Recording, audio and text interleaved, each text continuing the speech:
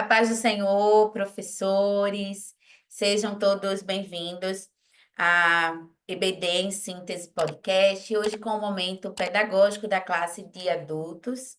Como está o nosso querido professor Gildeon? A paz do Senhor, Gildeon. A paz do Senhor, Manu, a todos os que nos escutam. Vamos para a nossa lição do número 8. Isso mesmo, que vai ter por título, né? Jesus viveu a experiência humana. E aí, professor, você pode observar que ao longo das lições que percorremos até essa jornada de agora, ela vai trazendo ênfases diferentes, mas em prol de uma mesma defesa, que é o título da própria lição, né? Em defesa da fé cristã. Então, considerando esse contexto maior, ele vai aí dividindo alguns aspectos de maneiras, né? Não só de nos apresentarmos, de conhecermos, mas de formas que podemos defender aí a nossa fé, aquilo que cremos, né? Que acreditamos e que vivemos. E essa lição ela vai trazer bem isso. Ela traz algo novo, são duas palavrinhas aí que a gente vai ver. Vocês, né, vão ver, vão levar os seus alunos ao longo da aula e que talvez muitos, né, como a própria lição traz, nunca nem tenham ouvido falar no significado desses termos, do que significa aí essas heresias que eles traz, que o autor, né, traz sobre apoli- apolinarismo e o monetelismo. Então, seriam essas duas que ele vai trazer aí mais no segundo tópico, as duas explicações e talvez de forma mais resumida, né, já é uma dica aí, uma sugestão, uma orientação, você possa levar, né, fazer o questionamento aos seus alunos quando chegar no tópico, quando for ali introduzindo cada um, quando começar a perguntar se já ouviram falar, se sabem o que significa, de forma a resumir e trazer, né, algo simplificado e ao conhecimento deles, que seria, né, apolinarismo, né, seria Jesus vai defender que Jesus ele não tinha uma mente humana, e já o monoteísmo dizia que Jesus tinha apenas a vontade divina, né, negando aí a sua vontade humana. Em resumo, seria mais ou menos isso. Então, é importante porque como a lição ela menciona essas duas ideias aí, então é importante que os alunos eles compreendam. Às vezes a gente, quando traz um termo mais técnico, né, que até a lição ela traz isso, a gente acaba querendo às vezes pular, por não dominar, por não ter tanto conhecimento a respeito.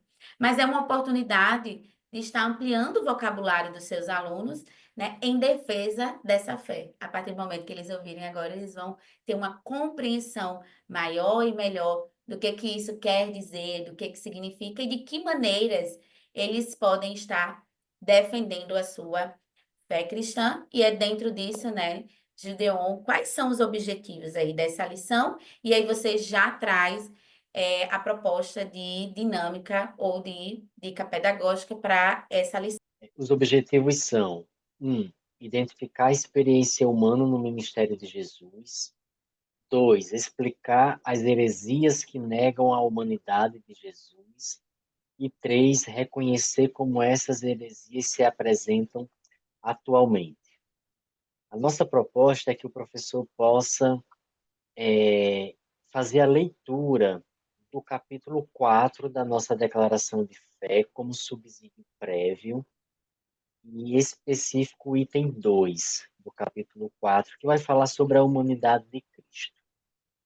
Importante reforçar que o comentarista da nossa lição, que é o pastor Ezequiel Soares, ele foi o organizador da declaração de fé, né? Então, quando a gente está lendo a declaração de fé e lê a lição, a gente vê muita coisa muito similar, muito parecida, e é exatamente por isso, ele foi o organizador. Então, como leitura prévia ao professor, e eu queria que Manu me ajudasse numa projeção, porque eu vou recomendar ao professor que inicie a sua aula, introduza, e já no primeiro tópico faça uma abordagem de alguns versículos, e a ideia, eu já trago aqui, nomino o mérito de cada versículo na perspectiva da lição, que é identificar a vivência de Cristo. Mas a ideia com os alunos é que você distribua apenas os versículos e peça para eles identificarem a experiência humana de Jesus naqueles versículos, tá? Então, quando lê Mateus 1:25, identificar que existem os atributos de bondade e humildade. Mateus 21:18, quando Jesus sente fome. Em 26:37, o sentimento de tristeza. Marcos 3:7, a vivência com os discípulos, de sair com eles. Lucas 6:12 e 13, que ele fala sobre Deus aos outros. Lucas 10:21, ele é agradecido. João 11:5, diz que ele tinha amigos. E João 19:28, que ele sentiu sede. Coloquei numa ordem dos textos escritos. Você pode buscar outros textos, né? Nós temos muitas referências nos evangelhos, no evangelho retratado pelos quatro escritores, onde você vai encontrar e você pode trazer outros. Mas a dinâmica em si é dar o texto e solicitar ao aluno que ele identifique essa vivência. Quando ele falar, você faz os direcionamentos oportunos e reforça que Jesus viveu na Terra, teve experiência na Terra, coletivas e individuais. E eu achei muito interessante na declaração de fé, no capítulo 4 e no item 2, quando ele diz assim: em sua natureza humana, Jesus participou de nossa fraqueza física e emocional, mas não da nossa fraqueza moral e espiritual. Então, a gente pode finalizar a dinâmica também trazendo essa compreensão a partir do texto da nossa declaração de fé. E aí, professor, a sugestão que eu trago também é complementar a dica de Gildeon, certo? Claro que você pode estar adequando, adaptando à realidade da sua igreja, então, até essas passagens bíblicas, né, como ele colocou, você pode, a depender dos recursos que você tenha, já levar, né, em cartões, ou já levar uma lista, como ele trouxe, né, em cartaz, já essas passagens, e até, se for o caso, dependendo da classe, por exemplo, na minha igreja tem uma professora que ela gosta de colocar embaixo do banco, né? Então, quem sentou ali, ela pede para olhar e ver quem pegou. Então, cada um vai usando as estratégias que, conhecendo, né, o público que vai dar aula, pode estar utilizando. E dentro dessa proposta que Gideon traz, né, o mais interessante é trazer justamente a defesa da fé está na compreensão, né, no entendimento que vai gerar para este aluno. E dentro disso é ele pensar que Jesus ele viveu plenamente essas experiências humanas. E aí para isso é trazer, mas sem pecar, né, claro. Então trazendo essa compreensão, esse entendimento, então é levá-los a refletir. Vocês já pensaram que Jesus ele entende perfeitamente as nossas dores e alegrias? Então, ele entende exatamente quando nós estamos, né? O motivo do nosso choro, o motivo da nossa alegria, o motivo, por vezes, que passamos injustiça, assim como ele passou, né? Ou até mesmo como ele perdoou. Então, passamos por situações que exigem de nós esse perdão.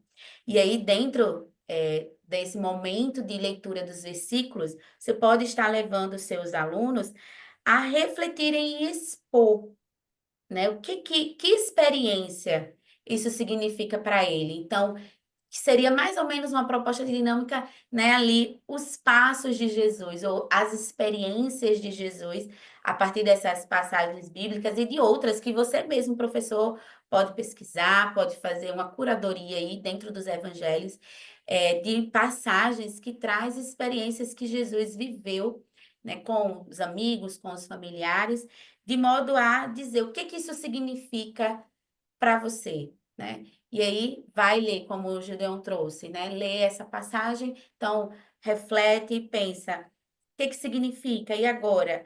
Né?